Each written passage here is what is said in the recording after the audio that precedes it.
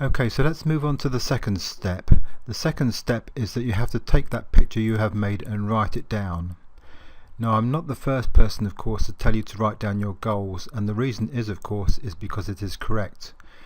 But I'm not just going to tell you to write down your goals, I'm actually going to show you why. We are often told to write down our goals, but why is that? There are three reasons. The first is if you have a good idea, you need to write it down so that you do not forget it. The second reason why you should write down your goals is that it is the first commitment to action. Because we all have goals and dreams which take, say, 2 to 3 years, but if you're not willing to take 10 minutes to write them down, how are you going to be willing to implement your goals in the long term? The third reason you should write down your goal is that it makes you accountable to the only person you cannot deceive, the only person that matters, which of course is yourself.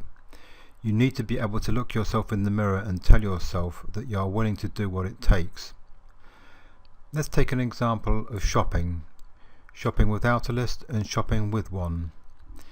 If you shop without a list, you end up spending more time, more money, and usually buy more stuff. But with a list, you end up saving time and money. So for example, it takes you 10 minutes to write a shopping list, but without one you spend an extra 1 hour doing the shopping and spending $50 more. This often happens. So the return on investment is a saving of 1 hour and $50, just for something simple like food shopping. Just think of the kind of return of investment you're going to get if you plan your life. You see, planning is a willingness to stop and to take 1 step back to go 5 steps forward.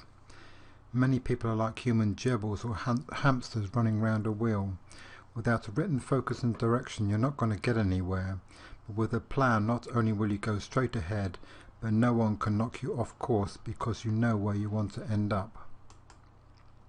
So successful people take control of their lives, careers and businesses.